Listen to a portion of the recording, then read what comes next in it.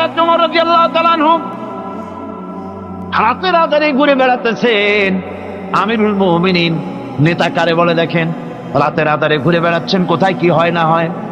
মরুভূমির ভিতরে একটা তাঁবুর মধ্যে আলো জ্বলে, কাছে যে বাচ্চাদের কান্না শুনতে পেলেন, গিয়ে দেখছেন মা কি যেন রান্না করে আর বাচ্চারা কাঁদতেছে গভীর রাত্রে।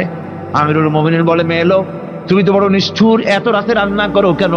সকাল সকাল রাঁধতে পারো নাই কেন? সন্ধ্যার সময় খাওয়াই দিতে বাচ্চাগুলি কাঁদতো না? মহিলা বলতেছে, পথিক তুমি কি? তোমার তো আমি চিনি না। আমি এই বাচ্চাগুলি, আমরা কিন্তু মদিনার লোক নই, আমরা মদিনার বাইরের লোক, এই দেশের লোক নাই, বাইরের থেকে এসেছি। মদিনা সরকারের কাছে কিছু পাবো, সাহায্য নেওয়ার জন্য এসেছি, কিন্তু মদিনা খলিফার কাছে এখনো যেতে পারি নাই। আমরা আজকে 3-4 দিন না খাওয়া রয়েছি, ক্ষুধার জ্বালায় বাচ্চারা কান্দে। আমি হাড়িতে কোনো খানা রান্না করি না, বাচ্চাদেরকে সান্ত্বনা দেওয়ার জন্য হাড়ির ভিতরে পানি আর পাথর দিয়ে নাড়াচাড়া করতেছি। আমিরুল মুমিনিন আর পায়ের তলা থেকে যেন মাটি খসে যাচ্ছে, ভয় হয়ে গেল, আল্লাহর ভয় তারই হয়ে গেল তার ভিতরে। বললেন, মা একটু অপেক্ষা করো, দেখি কিছু করতে পারি নাকি। দৌড়ে চলে গেলেন বাড়ি। বৃদ্ধ আসলামকে ডেকে বললেন, বাইতুল মালের দরজা খোলো, বস্তা নিয়ে আসো, আটা ঢুকাও, পেঁয়াজ ঢুকাও, রসুন ঢুকাও, তরি তরকারি ঢুকাও। ঢুকানো হয়ে গেল, বস্তা মুখ বন্ধ।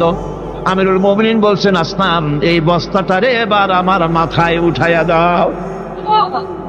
হযরত আসলাম বলেন, হুজুর, এই বস্তা বহন করার জন্য আমি খাদিম তো হাজির আছি, আপনি নেবেন কেন? আমিরুল মুমিনিন বলছেন, দেখো, যেই দৃশ্য আমি দেখে এসেছি, কিয়ামতে আমারে আসামি বানানো হবে, তোমারে বানানো হবে না, কাজে আমার বোঝা আমার মাথায় উঠাও। আটার বস্তা মাথায় নিয়ে অর্ধেকটা পৃথিবীর প্রেসিডেন্ট আমিরুল মুমিনিন দৌড়াচ্ছেন।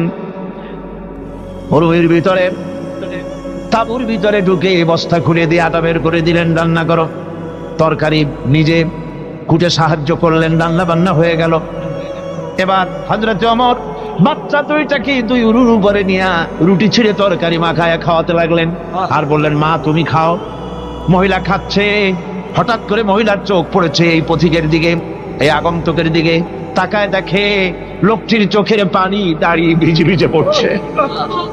মহিলা বলতেছে, ও পথিক, তুমি কে? তোমার তো আমি চিনি না, তবে আমার মন বলে, তোমার ব্যবহার দেখে আমার মন বলে এই মদিনার সরকার আমিরুল মুমিনিন খলিফাতুল মুসলিমিন ওমর না হইয়া তোমার মতো মানুষ হলে বোধহয় ভালো হতো।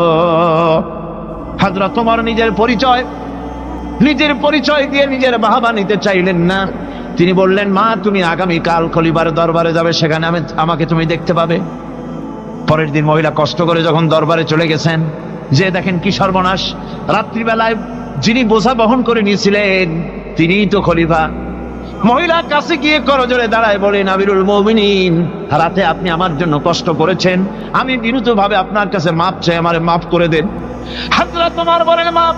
উল্টা আমার কাছে মাপ চাইও না, তুমি বলার আগে আমি খোঁজ নিয়ে যে তোমার খাবার পৌঁছাইতে পারি নাই, এই জন্য কিয়ামতের দিন আল্লাহর দরবারে ওমর রে আসামির কাতারে দাঁড় করাইও না।